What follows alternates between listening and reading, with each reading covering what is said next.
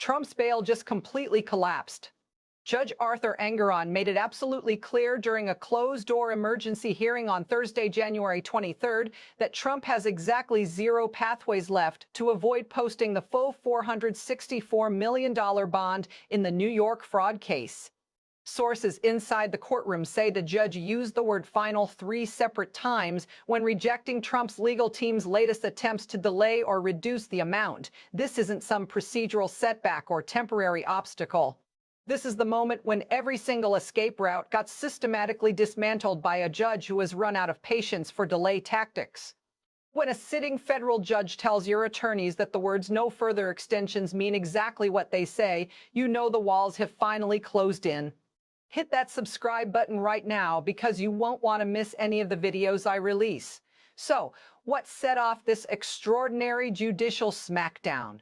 Trump's legal team filed what sources describe as their 7th motion in 3 weeks, attempting to either reduce the bond amount, delay the deadline, or allow alternative forms of security.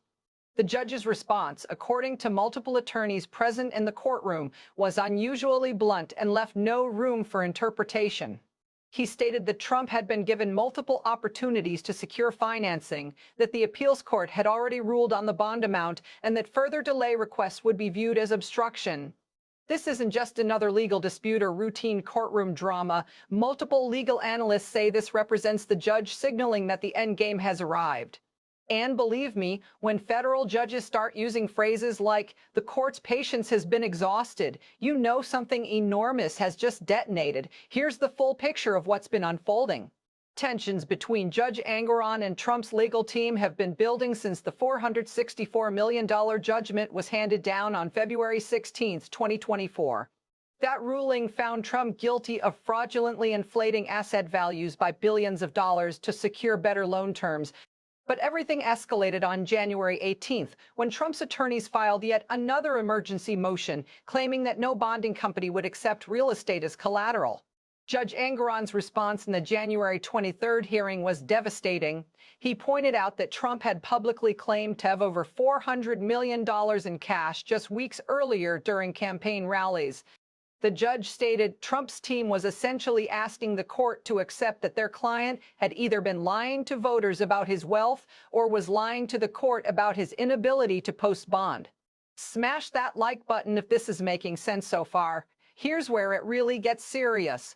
When Judge Engoron reviewed the latest financial disclosures submitted by Trump's team, he recognized immediately that the numbers didn't add up.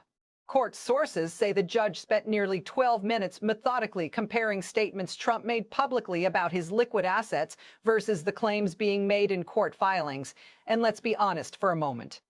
Demands for full bond amounts without reduction are extremely rare in civil fraud cases of this magnitude.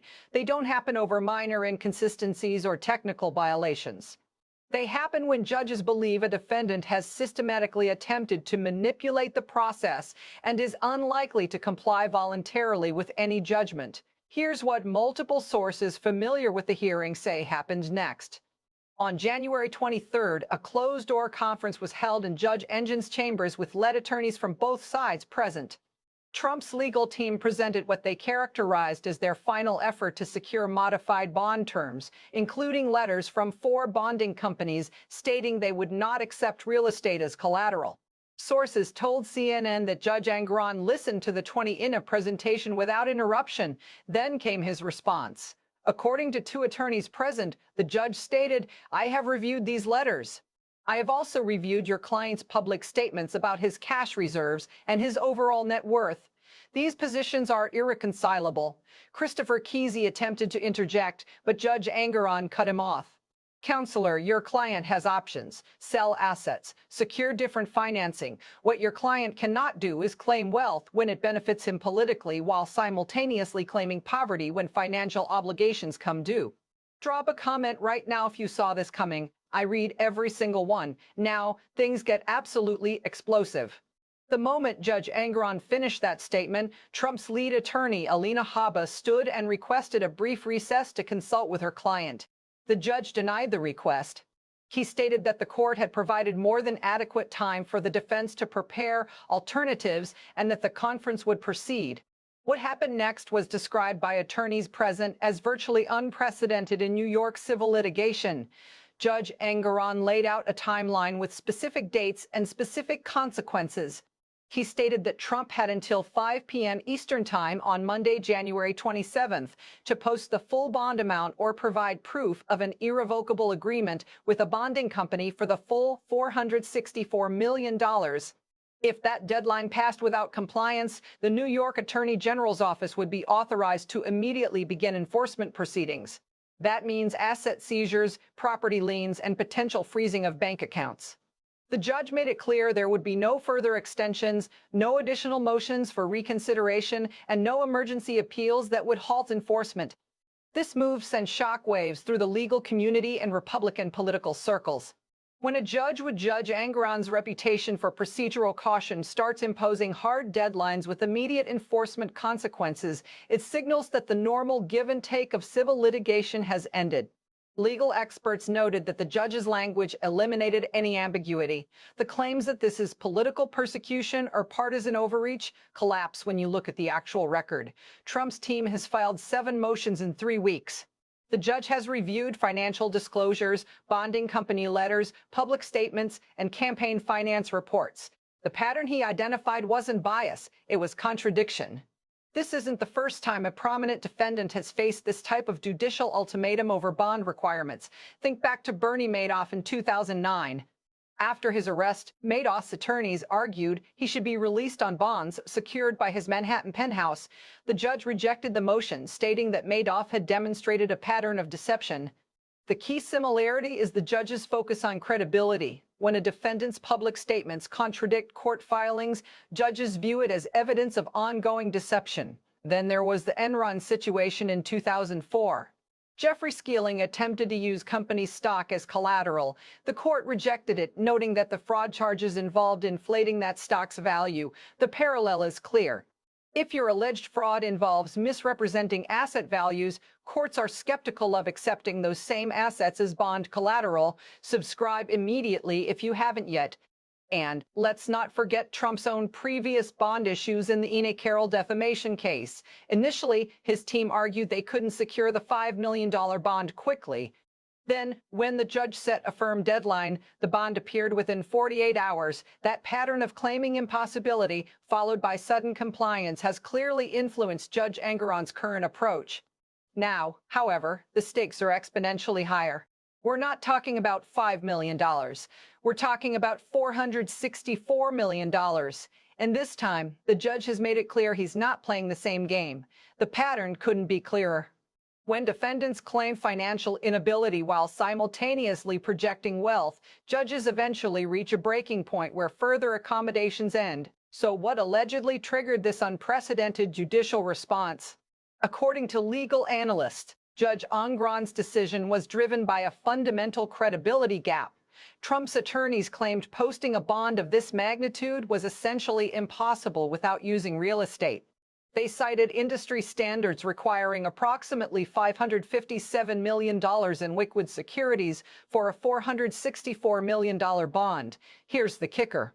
Just 17 days before filing that motion, Trump appeared at a rally in Manchester, New Hampshire, where he stated, "I have almost $500 million in cash sitting in accounts right now."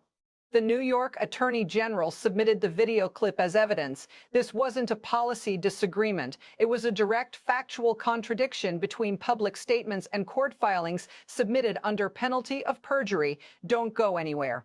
The most explosive part is coming next. And here's what should alarm everyone watching this case. This isn't just about one bond motion or one hearing.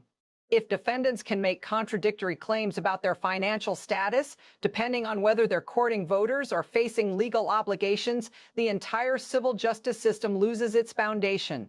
Once courts determine they cannot rely on financial disclosures because defendants treat different forms with different levels of honesty, the precedent becomes that only the most aggressive enforcement measures are viable. At that point, there's no going back to trust-based negotiations or voluntary compliance. This puts Trump in a nearly impossible position. On one side, he faces enormous political pressure to maintain the image of vast wealth. His entire brand, his campaign messaging, and his appeal to voters depends on the perception that he's a uniquely successful businessman. Admitting he cannot access $464 million contradicts that fundamental narrative. That means he's incentivized to keep claiming substantial liquid wealth publicly. On the other side, he's forced to reckon with actual legal obligations that require turning those claims into reality. He now has to explain to his political base why, if he truly has nearly $500 million inaccessible cash, he's fighting so hard to avoid posting it as bond. The contradiction isn't theoretical anymore. It's playing out in real time with a 4-day deadline. And here's the tricky part. There's no credible defense that resolves both problems. Either Trump actually has the liquid assets he claims, in which case his court filings claiming inability to post bond are false and potentially sanctionable, or he doesn't have those assets, which means his campaign statements about his wealth were deceptive. Legal analysts see this as a situation where Trump's strategy of maintaining different narratives for different audiences has finally collapsed under judicial scrutiny. Legal and constitutional experts are calling this a watershed moment. Andrew Weissmann, former FBI general counsel, told MSNBC that Judge Engoron's approach represents a judicial response to what courts increasingly see as gamesmanship. He explained that when defendants have resources to file endless motions, judges eventually must draw bright lines. The hard deadline with immediate enforcement eliminates the incentive to keep filing delay motions. Joyce Vance, former U.S. attorney and University of Alabama law professor, told NBC News that courts operate on the assumption that parties will be truthful in their filings. When that assumption breaks down because public statements contradict sworn submissions, judges lose patience quickly. Do me a favor and slam that like button because it genuinely helps this video reach more people. Even Jonathan Turley, a George Washington University law professor who has frequently defended Trump, acknowledged the bond issue presents serious problems. He emphasized that once a judgment is entered and appeals are pending, courts have legitimate authority to insist on compliance with standard bonding practices. So let's break down what this could mean. First, the immediate political impact is enormous. If Trump cannot post the bond by January 27th, the Attorney General will begin seizing assets. That likely starts with bank freezes and property liens. 40 Wall Street and Trump National Golf Club in Westchester could face liens. The visual of Trump properties being seized would dominate campaign coverage. Second, it creates credibility problems with voters. Polling by Morning Consult found that 61% of Trump's supporters believed his net worth exceeded $5 billion. If he cannot produce $464 million, that narrative collapses. Campaign ads are already being prepared with clips of Trump's wealth claims juxtaposed with news of seizures. Finally, Trump faces multiple other cases where he may need bonds during appeals. The Georgia RICO case almost certainly will. If judges in those cases see this pattern, they can point to Judge Engoron's ruling and say, "We've seen this before." Provide proof or face immediate enforcement. Drop a comment below with your thoughts. I'm genuinely curious to see your perspective, but beyond the immediate legal and political fallout, this is really about fundamental principles of equal justice. The American legal system operates on the premise that court orders apply equally regardless of wealth or status. Bond requirements exist to ensure defendants don't simply flee or hide assets while appeals proceed. If wealthy defendants can avoid posting bond by claiming their wealth is tied up in assets they're unwilling to liquidate, while less wealthy defendants sit in jail because they can't make bail, the system loses legitimacy. Judge Engoron's ruling reinforces that bond requirements aren't suggestions or starting points for negotiation. They're obligations backed by enforcement power. This scenario is causing absolute panic within Trump's inner circle. Sources told Rolling Stone that Trump's team has been making frantic calls to potential lenders over the weekend.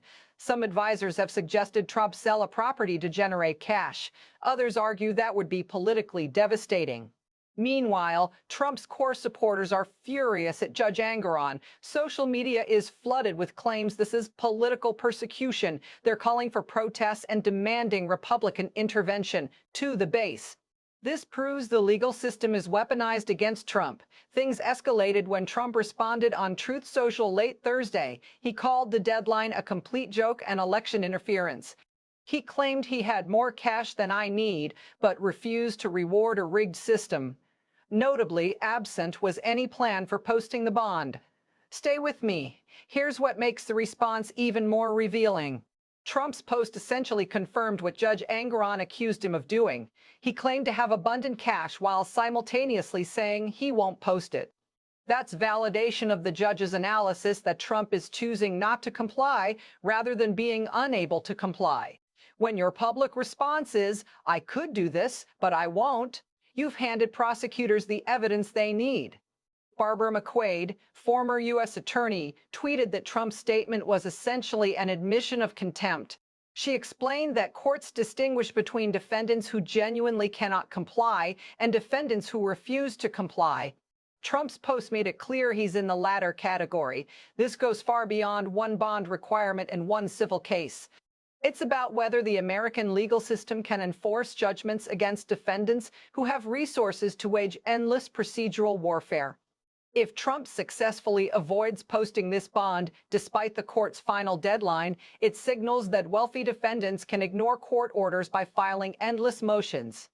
That precedent affects every future case involving powerful defendants. If this blows your mind, hit that like button right now. Here's the situation. A federal judge has given Trump until Monday, January 27th at 5:00 p.m. to post $464 million or face immediate asset seizures. Trump's public statements claim he has the money but refuses to post it. His court filings claim he cannot access sufficient liquid assets. The judge has made it clear that this contradiction is why he's imposing a hard deadline with immediate consequences. Keep a close eye on this story. The New York Attorney General has reportedly targeted specific Trump properties for potential seizure. Legal teams are preparing enforcement actions that could be filed as soon as 5:01 p.m. on January 27th. Meanwhile, Trump's advisors are split on whether to sell assets or dare the court to follow through. Voters are watching to see whether the legal system can actually hold Trump accountable. Before we go any further, smash that subscribe button so you never miss content like this. Here's where things stand right now. A federal judge just eliminated every escape route Trump's legal team had been using to delay posting a $464 million bond. He gave them until Monday at 5:00 p.m. to comply or face immediate asset seizures. Trump's response was to claim he has the money but won't post it, confirming exactly what the judge accused him of doing. Legal experts say this represents a judge finally drawing a line after months of contradictory claims and delay tactics. Meanwhile, the deadline is ticking down with no indication Trump plans to comply. This isn't just another news cycle that will fade away. This is a constitutional showdown unfolding in real time over whether court orders actually have teeth when defendants refuse to comply. What happens at 5 p.m. on Monday, January 27th, could determine whether the American legal system can enforce judgments against politically powerful defendants or whether sufficient wealth and political support create practical immunity from court orders. The evidence is in the public record. The judge's deadline is explicit. The enforcement mechanisms are ready. Now we wait to see if judicial authority still carries any weight when confronted with a defendant who has made it clear he has no intention of voluntarily complying. The stakes have never been higher. The credibility gap has never been more obvious, and the constitutional crisis has never been more immediate. Pause for a second and hit that like button if you're finding value in this coverage. Rewrite almost same number of words.